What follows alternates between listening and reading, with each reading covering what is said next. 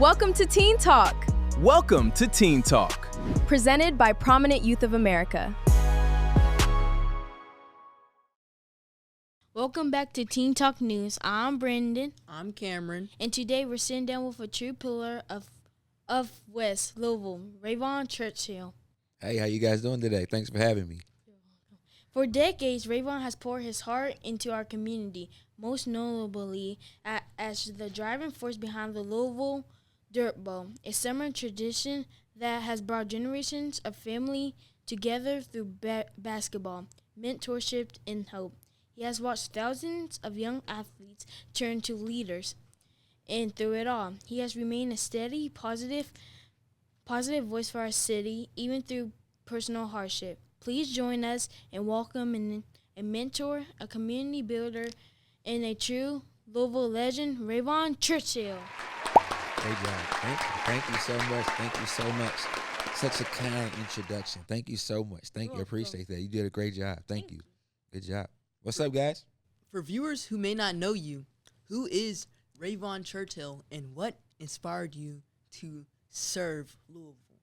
Wow. So, Ravon Churchill, I am born and raised in Louisville, Kentucky. I lived in California a little bit when I was about your age. I lived in California when I was younger, but I love the city of Louisville.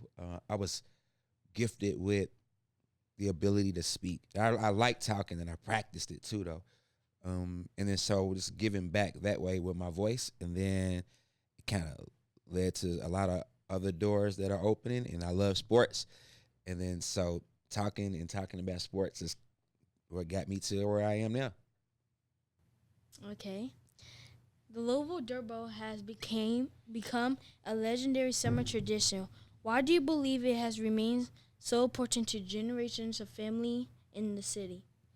Ooh, so the Dirt Bowl started in 1969, a really long time ago, right? So they both looked at me like, wow, their eyes just got really big. So yes, you got a question? Wasn't 1969 the same year that we went to the moon? It was. And it was also around the same time, it was a lot of civil unrest, right? So it's when Dr. Martin Luther King and around the same time, Malcolm X, it was a lot of civil unrest in the country. And then so it was a couple of young black kids who came home from college.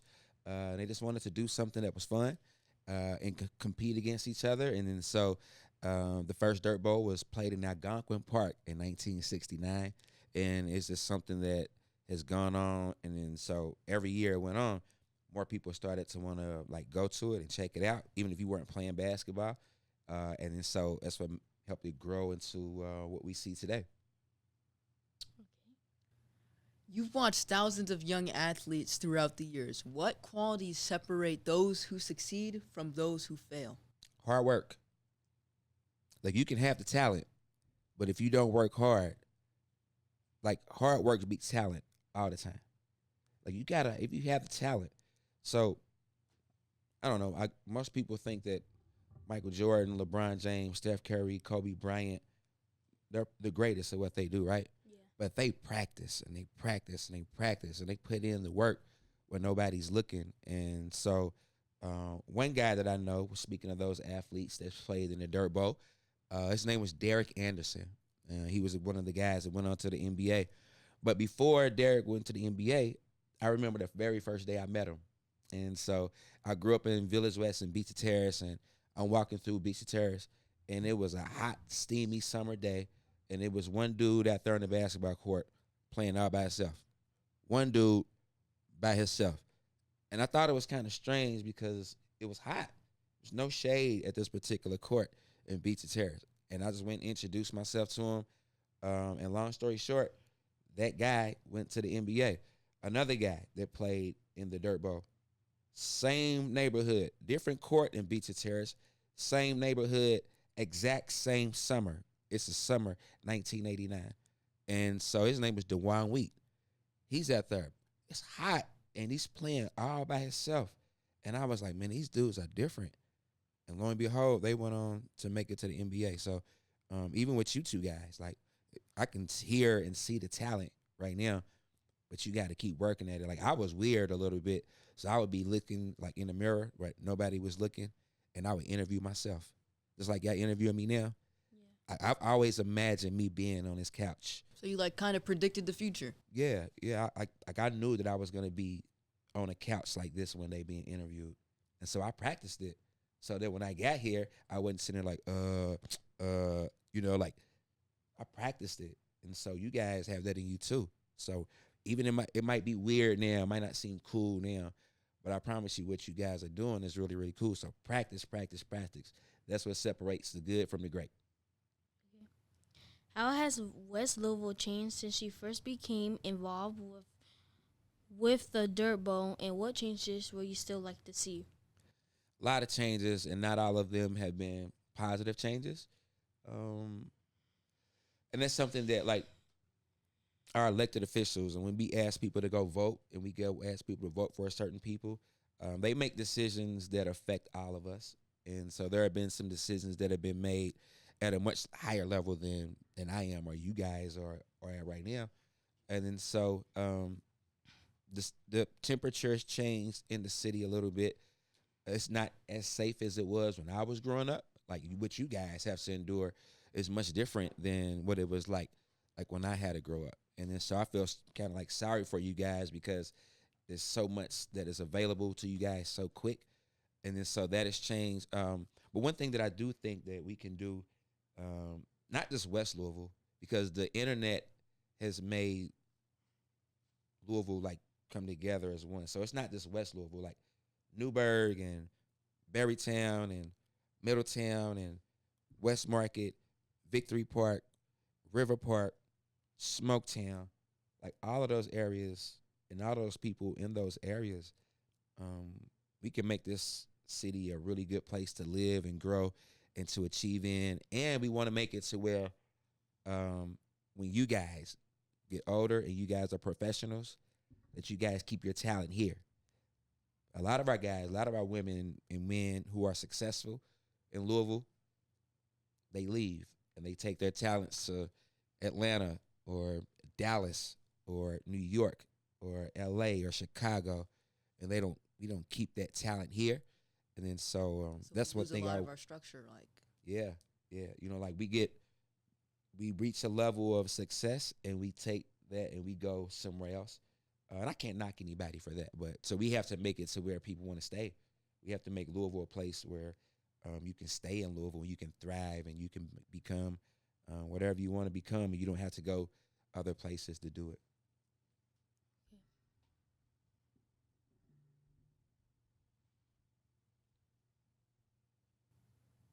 young people often dream of making an impact on their communities. What advice would you have for a young teenager that wants to make an impact on their community? Don't be afraid to be successful, and don't be afraid to be different. See, when I was younger, like, I didn't have a program like Prominent Youth of America, because I knew at 11 years old that I wanted to do something with a microphone in front of me. I didn't think it was cool, though.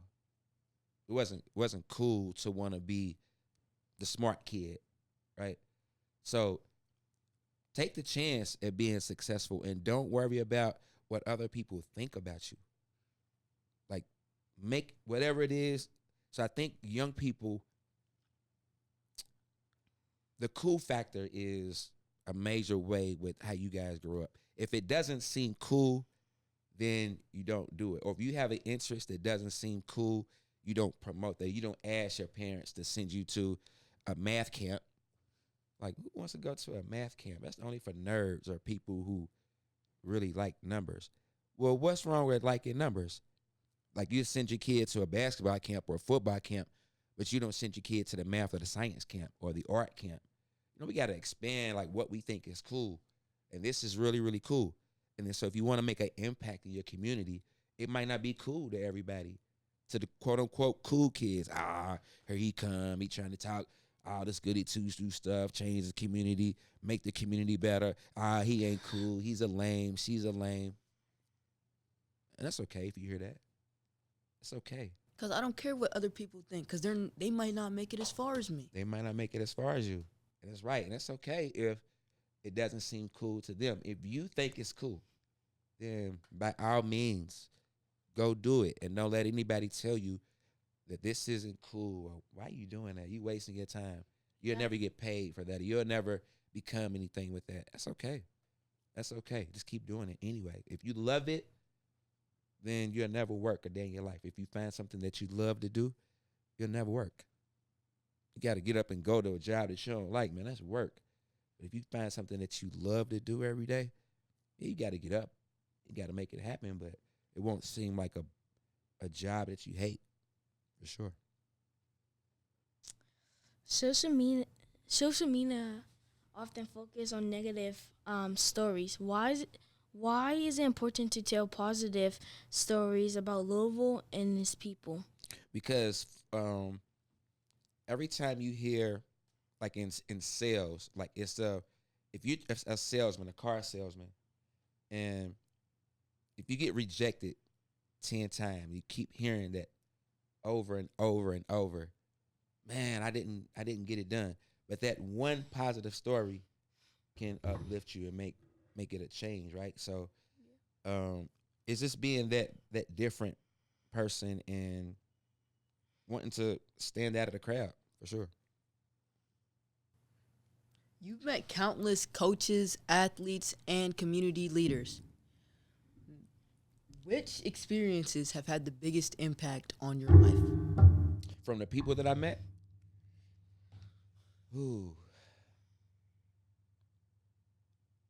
when people that I have met who I don't really know on a personal level, and you talked about social media with this, so a lot of people, they gather thoughts on who other people are about their social media presence. And then so I realized that what I put on social media has an impact. So I can't just put anything out there, right? And then so when I meet people, like I've been fortunate enough to meet a lot of elected officials in Louisville, and a lot of well-known people, a lot of well-respected business owners, and some people who have become very, very successful. And when they tell me as prominent and as successful as they've been, when they tell me, hey, man, I see you, keep doing your thing, like, that's big to me. Like when they say, hey, I'm watching you, I see you, and I'm like, you paying attention to me? Like, I'm just Ravon. Like, who am I? Like, but I realized, like, I am somebody. And then so I got to be careful with what I put out there in the world and the universe. And I want my grandmother calling me like, hey, man, what are you doing with this? You know, like, so I got to be respectful. My mother, my grandmother, my kids, they expect me to carry myself a certain way.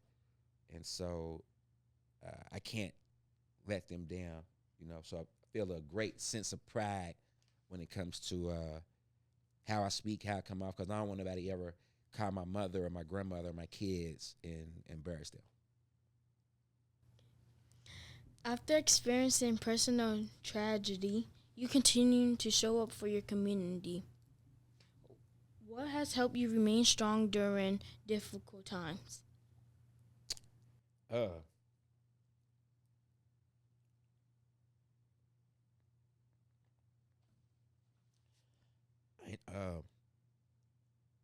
My bad. I didn't know I was gonna get here right now. So 42 days ago today, I lost my son. My son was murdered, and like on my shirt has I work for the Office of Violence Prevention, and so my job is to help people like you guys not fall into traps that so many of our young black men do in Louisville. So I know there's somebody else that whose life I can impact, right? Even though my son won't get to see me do it anymore, but it's still work for me to do. And you know, when I first found out, I questioned myself and I questioned my job. Like, how can I help Brandon and Cameron? And I couldn't help my own son, right? Yeah. Then, like you were just talking about the people that I've met. And because I met so many people reached out to me and they were like, man, I know it's rough, but you got to keep going. You got to keep on doing what you're doing. And use this as motivation to keep getting better and to help, Brandon and Cameron and people that look like y'all and other prominent youth of America that I haven't even got a chance to talk to yet. And I won't get a chance to talk to everybody. I save everybody, but if I can change the mindset of one young person, just one more young person for the rest of my life, then that's what I'm gonna do. That's what I'm gonna do. Even changing the mindset of one person could cause a domino effect. Yeah. And they could change thousands of other people's minds too. Man, come on, Brandon and Cameron. Y'all got me in here crying and stuff. This is good, though. This is what this is. Like you can show vulnerability. Like, nothing fun about, what me and my family are going through. Yeah. So nothing wrong with being vulnerable and being emotional and showing, this different sensitivities that we all have. So, and I haven't cried a lot, so I appreciate y'all, like bringing that out of me. That's what a good interviewer does. It makes people get and feel emotional. And you guys did a really good job of that. Thank you. If you could create one new opportunity for youth in Louisville, what would it be and why do you think it would make a difference?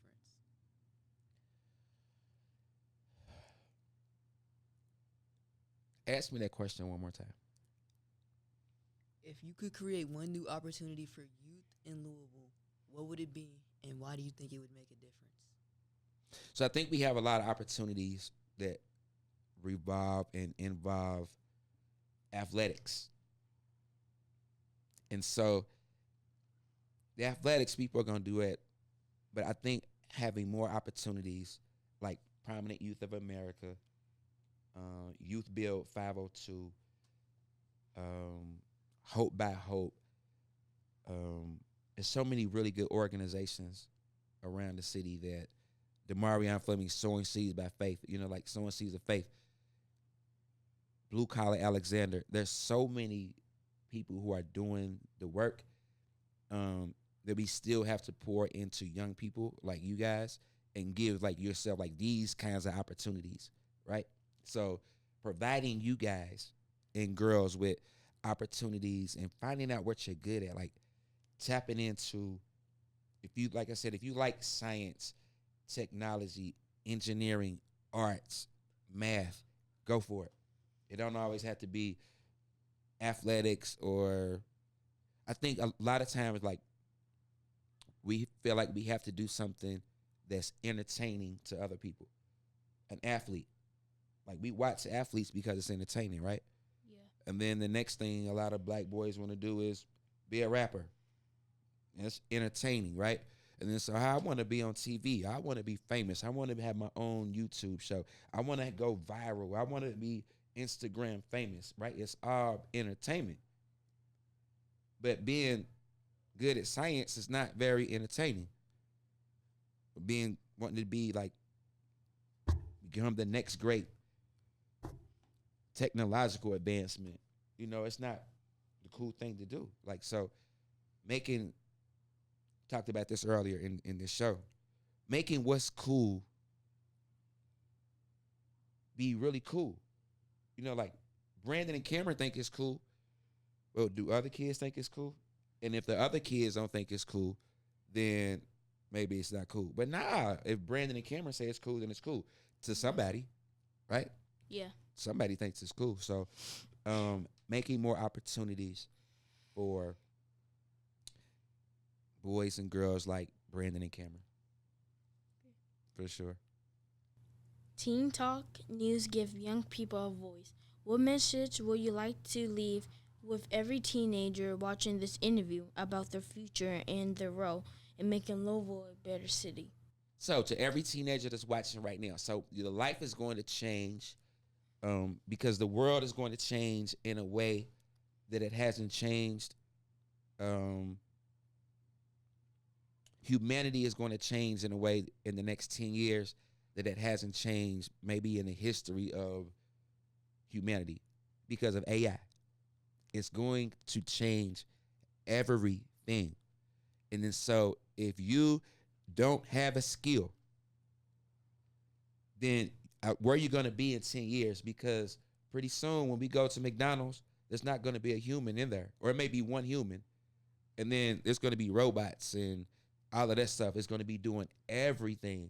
So what will you guys and girls be doing to stay ahead of the curve when it comes to this humanity?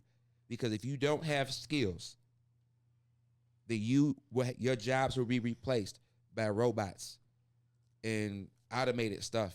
Like I was in California last October, and it's a car called a Waymo. You guys know what a Waymo is? No.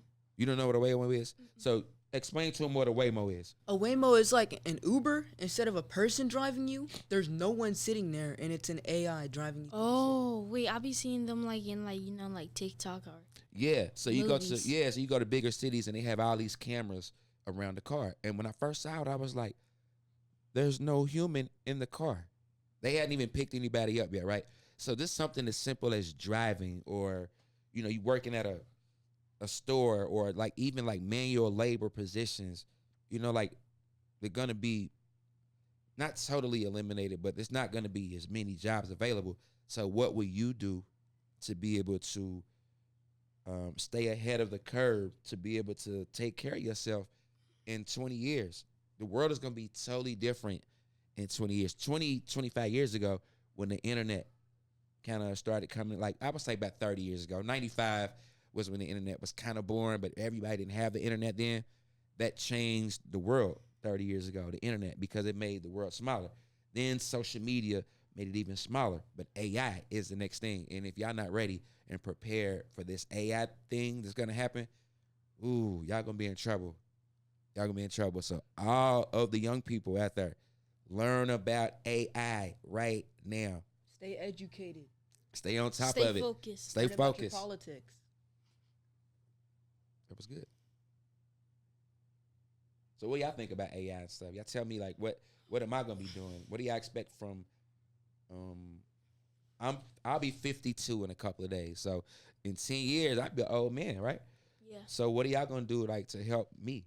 Because I might not know what's going on. So we need you guys and your generation to help move us forward in this unpredictable world that we're about to go into, right? So we need you guys to really step it up, like with everything that you do and everything that you know, to help the older generation, because a lot of us are going to be left behind, and we're going to need you guys as leaders to help us move forward, all right? What's up, folks? This is Ravon Churchill. I'm with Brandon and Cameron, Prominent Youth of America. Make sure you check out Teen Talk every single episode, not just one episode, not two. Watch them all, and then tell your friends to watch them, all right? Check us out. Special thanks to our guests for stopping by today. And thank you all so much for watching.